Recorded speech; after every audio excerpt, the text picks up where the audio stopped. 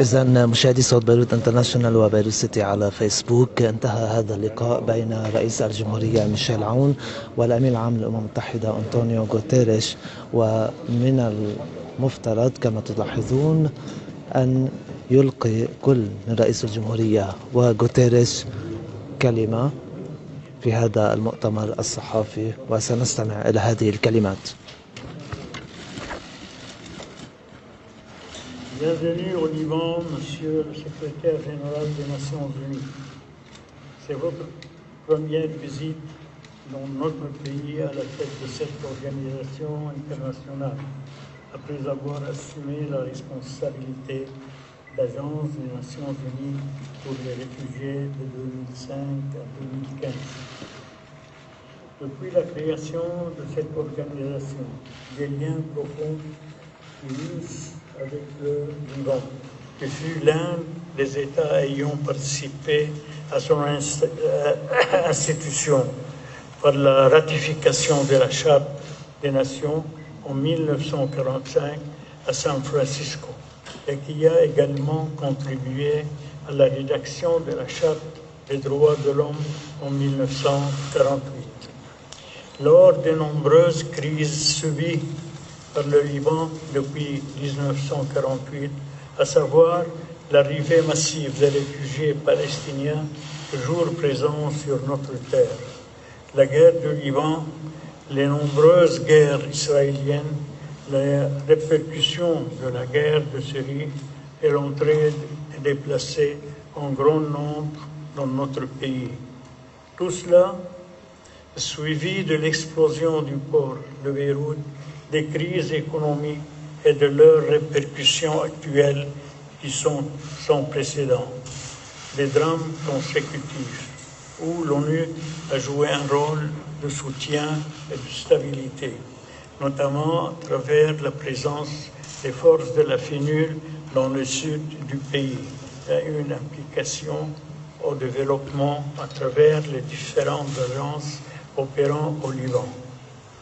J'ai évoqué avec son Excellence les différentes crises successives dont souffre le Liban et les moyens d'en sortir compte tenu des conditions économiques qui se sont détériorées ces derniers mois.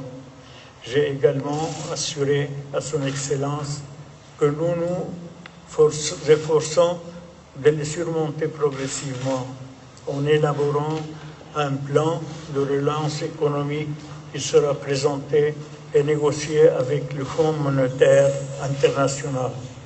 Tout cela doit se faire en conjonction avec la mise en place des multiples réformes nécessaires dans les secteurs économiques, financiers et administratifs, ainsi que la remise à niveau d'un certain nombre de départements de l'État.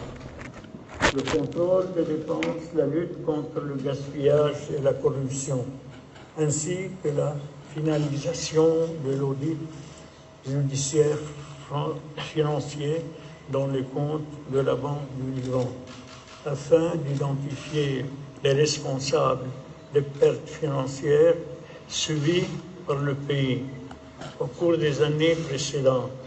L'objectif restant d'adopter une gouvernance durable qui corrige le déséquilibre au sein des institutions étatiques. J'ai confirmé à son Excellence la tenue au printemps prochain des élections législatives que nous désirons transparentes et équitables afin de refléter la véritable volonté des Libanais dans le choix de leurs représentants. D'ailleurs, tout rôle que l'ONU peut jouer dans le suivi de ces élections, en coordination avec les autorités libanaises compétentes, reste le bienvenu. Nous avons également évoqué la problématique des déplacés syriens et je n'ai pas manqué de souligner la nécessité de trouver une solution à leur présence au Liban. Cette crise qui perdure et s'aggrave depuis plus de 10 ans fait peser un énorme fardeau sur mon pays, d'autant plus dans les circonstances actuelles. Et il est plus que temps que la communauté internationale assume ses responsabilités et encourage le retour en toute sécurité des déplacés dans leur village et leur patrie.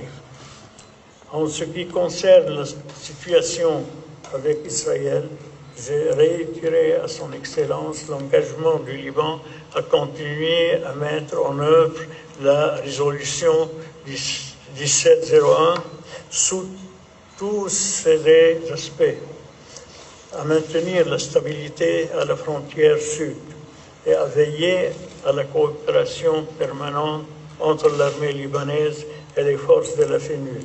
J'ai également souligné la poursuite des violations israéliennes par terre, mer et air, et notamment l'utilisation de l'espace aérien libanais comme point de départ d'attaques répétées contre la Syrie. J'ai réaffirmé à son Excellence l'attachement du Liban à l'exercice de sa souveraineté sur l'ensemble de son territoire, son plein droit d'investir ses ressources naturelles, notamment dans les gisements de pétrole et de gaz, et sa disponibilité constante à donner suite aux négociations indirectes pour délimiter les frontières maritimes méridionales. En conclusion, je renouvelle mes remerciements à l'Organisation internationale des Nations Unies et à tous ces organismes œuvrant au Liban pour leurs efforts permanents et tout particulièrement son Excellence le Secrétaire général pour la solidarité sans faille témoignée à notre pays et qui s'est manifestée dans ses prises de position, son aide et la tenue de conférences spéciales de soutien au peuple libanais. Merci, Monsieur le Général. Et encore une fois, vous êtes le bienvenu au Liban. Merci infiniment, Monsieur le Président. Permettez-moi de parler en anglais. Good evening. I am very happy to be back in Lebanon. I have just had a productive meeting with His Excellency President Aoun, where I thanked him for his hospitality and for the very important discussions that we had today. And I also expressed the gratitude of the United Nations and the international community for Lebanon's generosity in hosting so many refugees from the Syrian conflict. I was High Commissioner for Refugees during 10 years. And in my experience of those 10 years, there are very few cases where a country and the people have been so generous as Liban has been in relation to the Syrian refugees. With a heavy price in the Lebanese economy, in the Lebanese society, and because of the conflict in Syria, of the Lebanese security. And I believe the international community has not done enough to support Lebanon, as to support Jordan, to support other countries in the world that have opened their borders, their doors and their hearts to refugees, when unfortunately some much richer and much more powerful close their own borders. And so the example of Lebanon is an example that creates a responsibility to the international security to fully support Lebanon in overcoming the difficulties that Lebanon is facing at the present moment.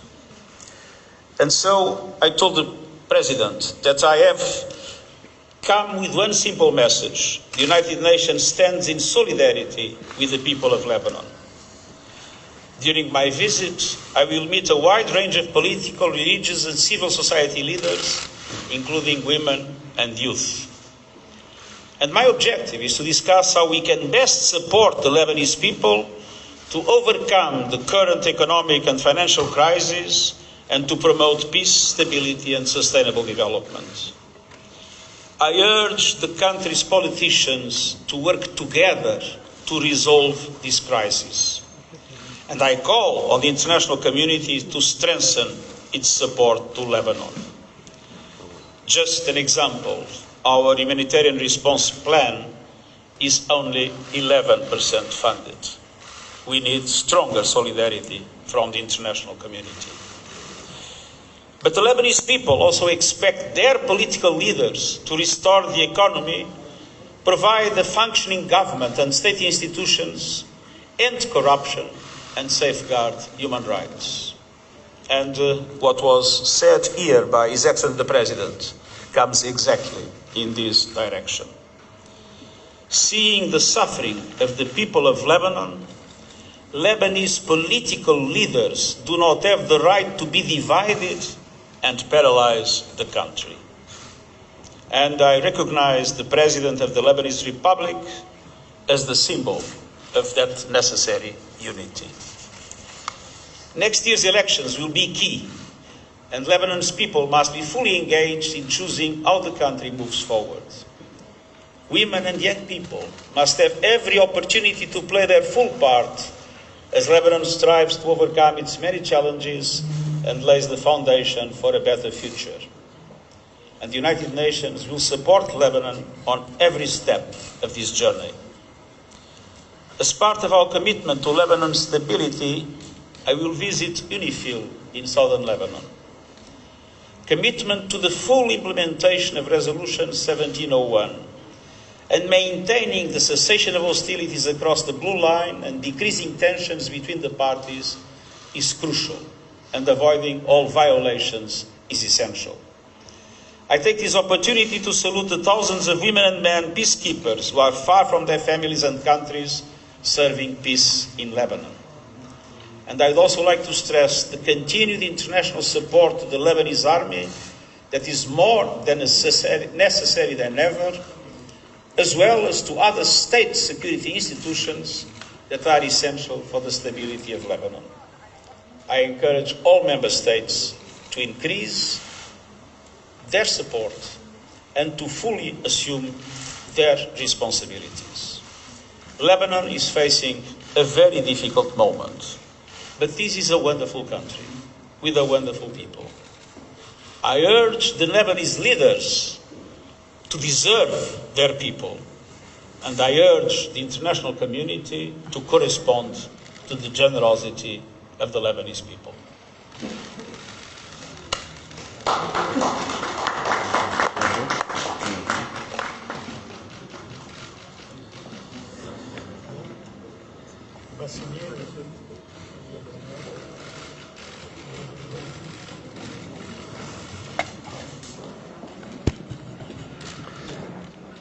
إذا انتهى هذا المؤتمر الصحفي المشترك للأمين العام للأمم المتحدة أنطونيو غوتيريش ورئيس الجمهورية ميشيل عون. ومن أبرز ما جاء في هذا المؤتمر الصحفي أن الأمين العام للأمم المتحدة أبلغ رئيس الجمهورية ميشيل عون بأنه أتى ليتضامن مع الشعب اللبناني.